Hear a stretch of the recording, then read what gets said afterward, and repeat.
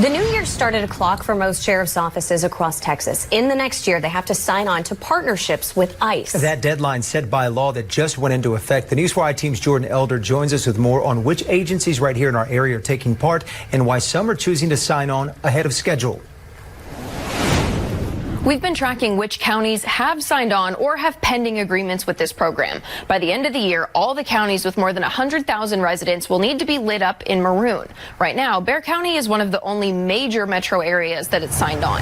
Sheriffs across Texas are facing a deadline: partner with ICE or risk a lawsuit. By the end of this year, all of the counties with over 100,000 residents must enter into some type of an agreement with ICE, but there's various levels. There are three options: the task force model, which allows immigration enforcement during routine policing; the jail enforcement model, which identifies people already in county jails; and the warrant service officer model, which focuses on serving ICE warrants and transferring custody. That's the option Bexar County chose. The vast majority of our community will not see any difference in how the sheriff's office does what we do. Sheriff Javier Salazar says he moved early to show the community what to expect. He says just one deputy will serve warrants inside the jail, and that deputy is still waiting on ICE training. It's actually a really tricky decision for a lot of these counties. Immigration attorney Kate Lincoln-Goldfinch says other large metro areas like Harris, Dallas, and Travis counties are likely still weighing their options,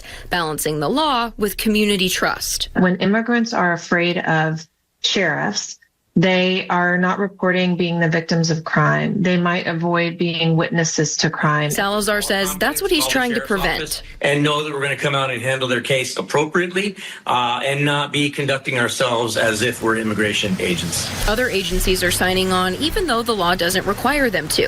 When we make arrest for a felony or a misdemeanor, and then if we run across somebody with an ICE detainer, we would report that to them anyway. And this was a method that we could use to add some other tools to our toolbox. Precinct 3 Constable Mark Vavadich voluntarily agreed to the task force model and plans to bring the agreement to county commissioners soon. No deputies will be dedicated to ICE, but they can assist if requested. Once it becomes an ICE issue, like if we're waiting for 45 minutes for ICE to arrive, they will actually compensate us on an overtime basis and pay back Bexar County taxpayers. He says the financial incentives could offset some of the other budget pressures. But other than that, the day-to-day operations for a deputy constable aren't going to change.